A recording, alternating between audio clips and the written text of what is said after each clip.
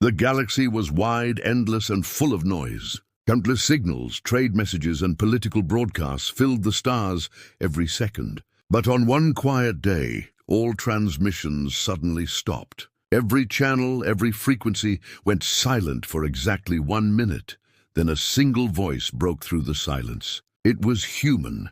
The voice was calm, old, and steady, the kind of tone that did not shout, but still made every creature listening freeze. "This is Earth," the message said.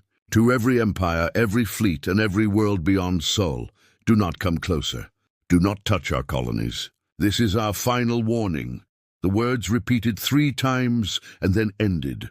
No threat followed. No ships appeared. Just silence. For a few seconds, the galaxy waited, expecting more. But nothing came. And then, slowly, laughter began to spread across the stars. To most alien civilizations, humanity was a small, unimportant race. They had been quiet for decades, rebuilding after the wars of the past. The great empires of the galaxy had stopped worrying about them long ago. "Earth is weak," said the commander of the Rinth Dominion, a race known for their cruelty. "They make warnings because they have nothing left to fight with." In the chambers of the Galactic Council, ambassadors joked about it. They called it the final whisper of a dying world. Some news stations even made music out of the broadcast, turning it into a galactic meme, but not everyone laughed. Few remembered what happened to the 7th expedition, a combined alien fleet of thousands of warships that had entered human territory just 10 years ago. They never came back. No wreckage, no signals, no distress calls. Only emptiness. At first the council said it was an accident, maybe a black hole, maybe a hyperspace malfunction. But some officers still had nightmares of their last transmission, a single flash of light, then static and 1 word before the signal died: return. Still, greed was stronger than fear. Within days of the warning, mining corporations sent ships near the asteroid fields around Mars, hoping to claim resources. Smugglers carried alien tech into human space, trading for data. Explorers from distant systems ignored the message, saying Earth was bluffing. They were wrong. The first sign came quietly. A small survey ship, the Aurelian, was mapping a trade route near Jupiter. It sent a message saying it had detected an unknown energy source, blue, bright, and growing fast. Then its signal ended mid-word. When rescue ships arrived, they found nothing. No ship, no debris, not even heat traces. It was as if the Aurelian had never existed. Weeks later, the same thing happened to 3 more vessels. Every one of them vanished near the outer edge of Sol. Still, the Galactic Council refused to believe the stories. Probably pirates, they said, or equipment failure. But the crews who worked on deep space stations near human borders started to notice something stranger. The stars around them were disappearing. At first, it was only 1 or 2 faint dots missing from the sky maps. Then 10, then whole constellations. Astronomers confirmed it. Those stars were no longer visible. It was like they had been erased from existence. Fear began to grow. The alien news channels tried to control the panic. They said it was a data glitch, a solar dust cloud blocking the view. But the witnesses told different stories. They said they could feel something, a low vibration through the hulls of their ships, like a heartbeat coming from deep space. And every time they checked their scanners, that strange heartbeat was coming from Earth. Meanwhile, on the human homeworld, the skies were calm. Cities shone brightly. Oceans reflected starlight, and not a single broadcast was made. The humans were silent, but their silence was not weakness. It was waiting. Across the galaxy, debates grew. Should they attack before it was too late? Or should they make peace? But no one dared approach the Sol system again. One alien diplomat, an old being named Karul, had once lived among humans decades earlier. He watched the new reports in fear and whispered to his council, "You do not understand them. When humans warn you once, they mean it." No one listened. A few months later, deep space satellites detected another message from Earth. This one was not sent through standard communication channels. It was burned directly into subspace itself, readable across thousands of light years. Impossible to block. The message was short. Only 2 words, too late. After that, Everything changed. Entire sectors near the Sol border went dark. Ships stopped reporting. Whole outposts vanished. No explosions, no wreckage. Just gone.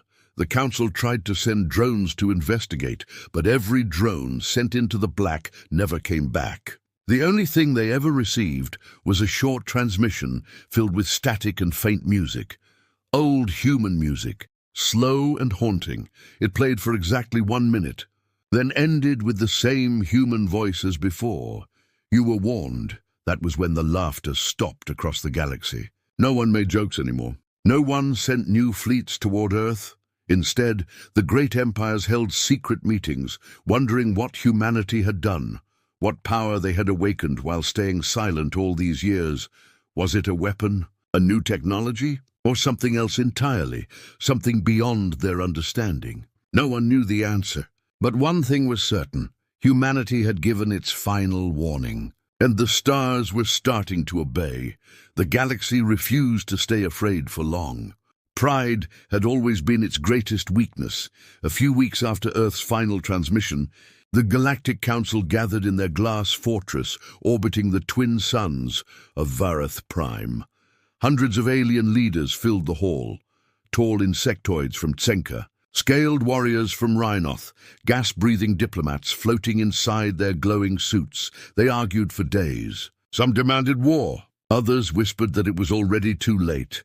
Finally, they reached an agreement. A new expedition would be sent, larger than any before. They called it the 8th Expedition, 2,000 warships from 50 empires. A show of power so great that even the ghosts of the vanished 7th Expedition would tremble. Their orders were simple: enter Sol space, find Earth, and prove that humanity was bluffing. If they found resistance, they would burn the planet clean. When the fleet launched, entire worlds celebrated. Broadcasts across the stars showed endless rows of shining ships leaving the dockyards, their engines glowing like new suns. The people cheered. The Council promised victory, but not everyone joined the celebration. Some engineers refused to work on the ships, saying they heard strange whispers in the static of their communication systems. A few navigators resigned after claiming that the star maps near Sol had changed overnight. Their warnings were ignored. The fleet entered hyperspace. For 3 days, their journey was smooth. Bright blue tunnels of light surrounded them, and their sensors reported no danger. But on the 4th day, something shifted. The light outside their windows started to fade. Slowly at first, like dusk falling across an endless ocean. Then completely, the ships emerged from hyperspace into nothing. No stars, no planets, only darkness. The coordinates said they were near the edge of the Sol system, but there was nothing visible. Even the sun of Earth was gone. System failure, said the lead admiral, trying to sound calm. It's just our scanners adjusting. But then the crew began to panic. Their instruments showed readings that made no sense, gravity fields twisting in impossible patterns, time signals looping back on themselves. And worse, their navigation lights seemed to vanish only a few meters from the hull, swallowed by a fog of shadow. No one could explain it. Then one of the smaller ships reported movement, a faint silhouette, large, slow, drifting through the dark. The admiral ordered all spotlights on it. When the beams hit, the crew froze. The silhouette wasn't a rock. It was a ship, a human ship, old, damaged, covered in scars and burn marks. The name on its side was still visible: HMS Valor, one of the ships from the 7th Expedition that vanished years ago. Open communications, the admiral ordered. Static filled the speakers for several seconds before a low hum echoed through the bridge. A voice, human, cold, mechanical, whispered, "You came again." The crew stared at each other. The admiral tried to speak. "We come in peace. We only—" The voice interrupted him. "You were warned." Every ship's lights flickered. Alarms screamed. Gravity reversed. For a few seconds, everything stretched. The walls, the crew, even sound itself. Then, silence. On the outer-view screens, the stars started to vanish. One by one, like candles being blown out by an invisible hand. The admiral shouted for a retreat, but no ship could move. Engines refused to respond. Power vanished from every system. A second voice joined the first. This one sounded human, but younger, clearer, almost sad. "We gave mercy once. You chose arrogance." On the monitors, the crew saw shapes forming in the dark, massive structures, each larger than a moon. They glowed faintly blue, like the eye of a sleeping god. The shapes weren't asteroids. They were ships. Human ships. Thousands of them. The fleet had been hiding here, waiting in the darkness. Their hulls shimmered with unknown energy, something between metal and light. "Fire!" the Admiral screamed. But the moment they tried, every weapon system melted. Beams of energy collapsed before leaving the barrel. Missiles fell apart mid-air, turning into dust. The Admiral collapsed into his chair, trembling. "What are you?" he whispered. The voice answered softly. "We are the children you made monsters. We are Earth." Then the darkness moved. The alien fleet vanished without sound, not destroyed, not exploded, just erased. Space folded around them, swallowing light and matter in perfect silence. In the Galactic Council Hall, far away, communication screens flickered. The last transmission from the 8th expedition appeared. A single line of human code burned into the signal. "Light belongs to the living." And then all nearby stars began to dim. Planets near the Sol border reported that their skies had changed. The familiar constellations were gone. Across the galaxy, astronomers confirmed a terrifying truth. Entire star systems had disappeared overnight, vanished. No radiation, no collapse, no trace. They were simply gone.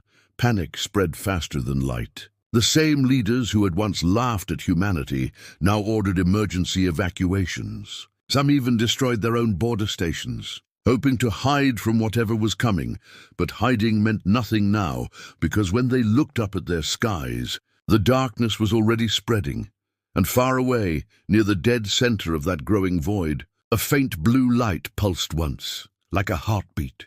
Humanity's heartbeat. The stars were beginning to empty. And the galaxy finally understood. Earth had never been bluffing. It had been waiting.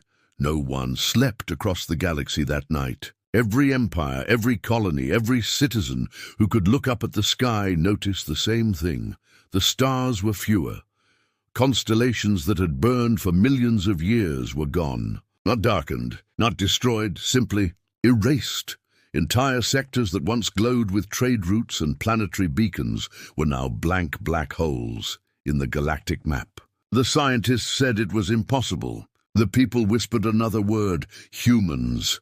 At the Galactic Council, chaos reigned. Leaders shouted over one another, accusing, blaming, denying. Their technology is limited. One shouted, "They cannot do this." "They can," said another, his voice shaking. "We saw the 8th Fleet vanish." A deep fear spread across the chamber. Not just fear of death, but of something far worse: erasure. To cease existing, even from memory, the Council decided to send envoys to Earth. A group of diplomats from the oldest empires, brave or perhaps foolish enough to try. Their journey took weeks. But as their ships crossed the border of Sol, they began to understand why no one ever returned.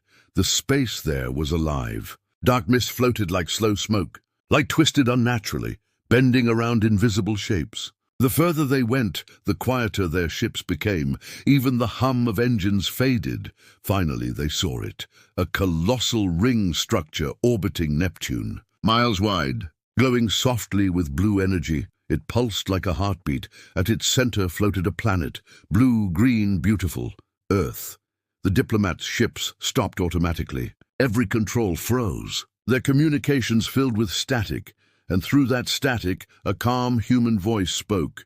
"You came to talk. So listen." The envoys couldn't see who was speaking, but they felt it, a presence heavy and endless. It wasn't a single person. It was 1,000 voices speaking as one. The voice continued. "For centuries we watched you burn worlds. We saw your wars. We asked for peace. We begged for silence. But you laughed." One alien envoy, shaking, tried to speak. "Well, we came to make peace now." "Please stop this," the voice interrupted gently. "Peace was your chance. You wasted it," the diplomats begged. They offered alliances, trade, forgiveness. But the voice remained calm, not cruel, not angry, just final. "We are not here to conquer. We are here to balance. You forgot what balance means. Suddenly their ship's windows darkened. Outside, the stars were moving. Or maybe something was moving in front of them. Massive shapes, silent as the void, human ships. Thousands of them. Their hulls were black and smooth, reflecting no light. Some looked like cities, others like living metal. The largest one drifted closer. Its surface shifted like liquid, glowing faintly with blue veins. A symbol appeared across its hull, the same that had been seen before, a circle with a single line through it, pulsing slowly. It was not a weapon. It was a warning. Inside the alien ships, panic broke. Retreat! Retreat now! But the voice returned. You cannot retreat from what you created. One by one, the alien ships began to dissolve into light. No explosion, no fire, just light. The envoys screamed as their controls melted in their hands. Their ships turned transparent, their bodies fading, until even their shadows were gone. In that final moment, the voice whispered something the galaxy would never hear again. We are Earth, and we are awake. When the Council tried to reach the envoys, they received nothing but static. Then, across every known channel, a transmission appeared. A single sentence, no source, no trace. This is the retribution of Earth. We erase only those who defy balance. The message repeated 3 times before vanishing forever. In the following days, entire empires fell silent. Fleets vanished in the blink of an eye. Planets that had waged war for profit found themselves orbiting black suns, their light stolen. The galaxy began to fracture. Some species surrendered completely, sending offerings and apologies to the empty sky. Others hid, shutting down all communication, hoping to be forgotten. But humanity didn't move to conquer. They didn't take new worlds. They didn't expand their empire. They simply stopped. The ring around Neptune became known as the Eye of Earth. It pulsed faintly, sometimes glowing bright enough to be seen from across solar systems. Scientists from distant galaxies tried to study it, but none succeeded. Every probe sent near it either turned back on its own or simply vanished. It was as if the eye could decide who was worthy of seeing it. The few remaining traders who passed close to Seoul claimed to have heard a sound, soft music, like a human lullaby echoing through the void. They said it was beautiful and terrifying. Years passed, but the galaxy never returned to what it was. Some stars came back, not as they were, but dim like memories. Others remained gone, forever black. Whispers spread that Earth had become something greater than a world, a guardian of cosmic order, ensuring no civilization would ever rise by crushing others again. And in that silence, every empire learned the same lesson. When humanity warns once, you listen, because if you don't, the stars themselves will go silent. Centuries passed. The galaxy never fully recovered from what happened during the retribution of Earth. Trade routes vanished. Empires collapsed. Whole species drifted into isolation, too afraid to speak beyond their own skies. The maps that once showed billions of bright stars were now full of blank spaces, black regions known only by one name. The empty stars. No one dared travel there. No one even whispered about it in public, because everyone knew what had created them, humanity. Yet strangely, Earth never expanded its borders. It did not invade. It did not demand obedience. It simply vanished behind its own silence. The ring around Neptune, now ancient and dim, still pulsed once every few minutes, like the slow breathing of a sleeping god. Every pulse sent ripples through subspace, echoes that could be felt halfway across the galaxy. It was not a threat. It was a reminder. Across 100 worlds, children grew up hearing the story. A story of a small blue planet that warned the galaxy once and was ignored. A story that ended with the stars themselves going dark. Some called humanity monsters. Others called them protectors. But no one ever called them weak again. On the edge of the former Rinth Dominion, an old space station floated in the dark. It was a ghost now. No lights, no crew. Only one old alien remained. A researcher who had once studied humans long ago. He spent his last years staring through a cracked viewport, looking at the black space where the Sol system used to be. He could not see it anymore, only a faint blue shimmer in the distance, like a star refusing to die. He recorded a message, not to send, but to remember. They were never the strongest, he said quietly. Never the oldest, never the richest. But they were something else, something we never understood. They remembered every loss, every humiliation, every promise of peace broken against them. And when they finally rose, they did not scream. They did not rage. They simply removed us. He paused, staring at the dark between the stars.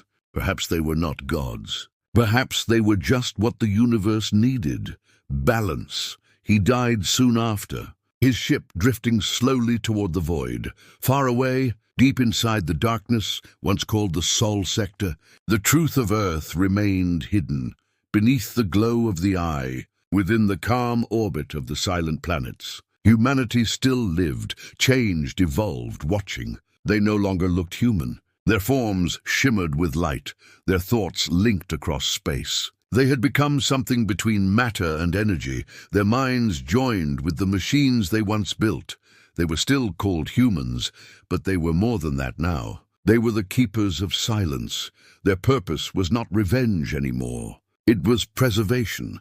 Each time a new species began to rise, they watched. Each time greed or conquest spread too far, they waited. If balance was broken, a soft ripple moved through the stars, and the light of that empire began to fade. No explosions, no wars, just emptiness. That was humanity's new language, quiet, powerful, final.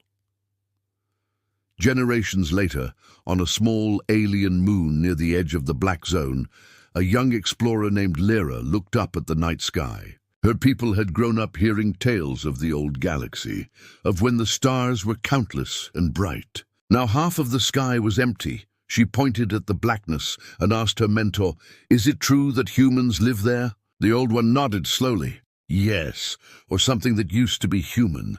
But why do they not come back?" the child asked. Her mentor smiled sadly. "Because we taught them what silence costs, and they learned it too well." For a moment they both watched the horizon. Then something strange happened. A flicker, faint, almost invisible, appeared deep within the black. A small blue light pulsing slowly. It wasn't a star. It was something else. Older, wiser, watching, and in that moment Lyra heard a whisper in her mind, soft and distant, like a memory carried on wind. "We do not destroy. We remember." The voice faded as quickly as it came, but she felt it. Warmth, sadness, peace. She realized the humans were not angry anymore. They had simply become the guardians of what was left, the protectors of silence, ensuring no empire would ever drown the stars in noise again. Across the galaxy, time continued. Civilizations rose carefully, slower now, wiser. They built their worlds with respect instead of hunger. When they looked at the night sky and saw the blank patches, they did not curse them. They bowed, because in the end everyone knew the empty stars were not a void. They were a message, a promise written in the dark, that humanity still watched, still waited and still remembered. And whenever the galaxies grew too loud, when warships gathered and arrogance returned, the stars would dim once more, not in anger, but in balance, and in the eternal silence of space, where even light dared not travel, a voice would always remain, soft, endless, human. "You were warned.